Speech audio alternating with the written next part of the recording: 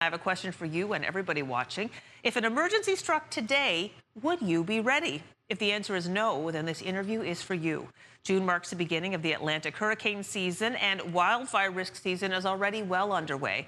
Andrew Mitten is the manager of Nova Scotia's Department of Emergency Management, and Ariel Thompson is here as a project coordinator. And Andrew has also worked serving with Fire Services Association of Nova Scotia and as the captain of the New Minas Fire Department and a trained paramedic. So good morning to you both. Thank you for coming in. Good morning. Thanks for having us. We are thrilled to have you here. You both were involved when wildfires struck Nova Scotia most recently, and that was lessons were learned during that situation. I know. Yeah, there were, and I mean, one of the biggest lessons learned was, just being prepared, better prepared ourselves as people. I think a lot of us are better prepared than we were, but I think that if many of us watching right now, if you were to say you've got to leave your house in 15 minutes, I don't know that all of us would be ready to rise to that challenge.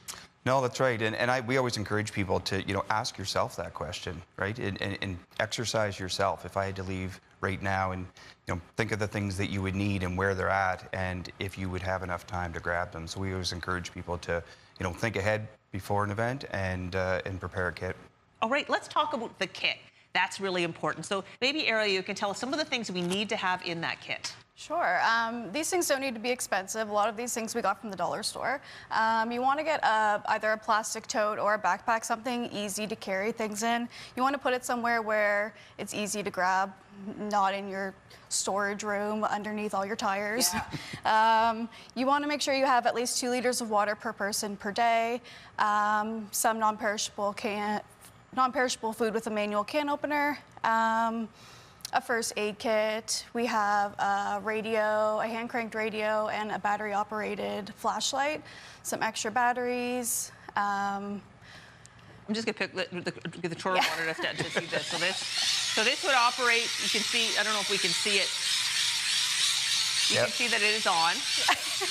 And so you crank it up and then you can listen to the radio. And that is, that's critically important to have that, because you just don't know. And sometimes the emergencies can go on and on for days, and we run out of the supplies. That's right. So the crank radio would be super handy. And Ariel, there were a couple more things I think you wanted to address here.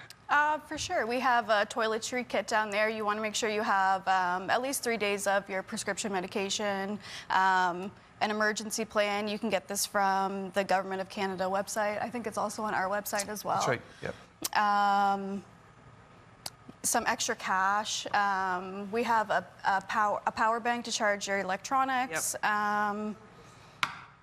Exactly. Some wipes. Yeah. Things so these are really, like, a lot of us make sure we need to have this. I love that you said, Ariel, put it in a backpack. That's super handy. Mm-hmm. The Rubbermaid bin is great because then everything's protected in case the conditions are quite wet and nasty. It is. Just make sure you just don't pack it so full that you can't carry it, because sometimes, and as we've seen with the wildfires in Tantown, people, not everyone got to take their car. They had to jump in a car with somebody else. So a backpack is very easy to grab and take on yourself. But. All right. Also, pets. I know with the wildfire situation, some people had to leave their pets behind because they weren't prepared. How can we make sure that our pets are considered in our emergency plan? Making sure that you've got enough food, making sure that you have enough water.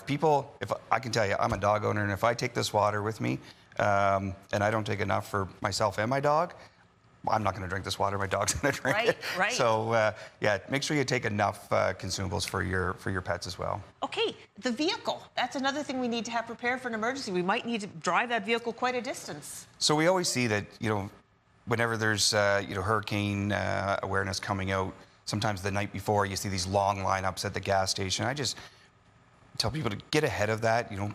A day or so ahead of time. Make sure that you've got, and even having a little bit of extra gas at home. Can go a long way as well. So, like, don't let the tank go under half full, kind of thing? Don't run into the gas light.